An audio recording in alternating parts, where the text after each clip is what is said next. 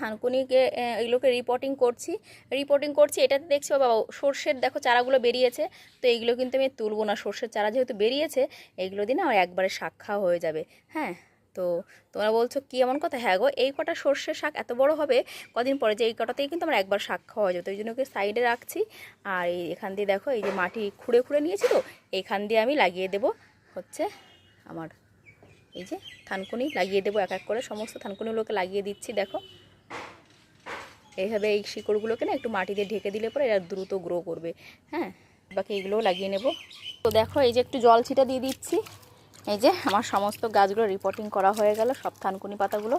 কদিন পরে দেখবে এই টবটাই পুরো একদম থানকুনিতে ভরে গেছে। আর এই সবচেয়ে বড় কথা, এই টবটা কিন্তু আমার নিজে হাতে বানানো, জানো, নিজে হাতে বানিয়েছি। দেখো সিমেন্টের টব এটা, হ্যাঁ নিজে হাতে বানিয়েছি কিন্তু আমি। তো চলো কাজ কমপ্লিট।